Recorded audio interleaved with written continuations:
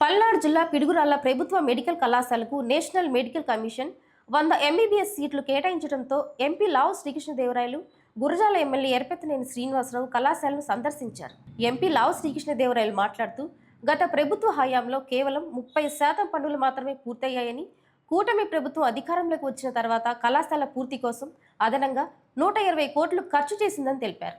రాజశేఖర రెడ్డి హయాంలో ఆరోగ్యశ్రీ సేవలు ప్రైవేట్ ఆసుపత్రుల ద్వారానే అమలయ్యాయని, ఇప్పుడు మెడికల్ కళాశాలను ప్రైవేట్ భాగస్వామ్యంతో నిర్వహించడాన్ని ఎందుకు వ్యతిరేకిస్తున్నారని ప్రశ్నించారు.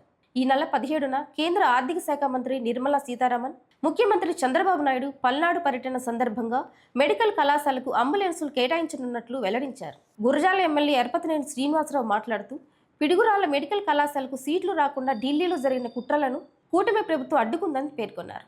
ప్రస్తుతం రోజుకు 400 నుంచి 500 మంది వరకు ఓపీ సేవలు పొందుతున్నారని, ఇకపై వైద్యం కోసం గుంటూరు వరకు వెళ్లాల్సిన అవసరం చాలా వరకు తగ్గుతుందని తెలిపారు. నియోజకవర్గంలోని ప్రభుత్వ ఆసుపత్రులకు ప్రభుత్వ నిధులతో పాటు వ్యక్తిగతంగా కూడా పలు వైద్య పరికరాలు అందిస్తున్నట్లు ఎమ్మెల్యే వెల్లడించారు.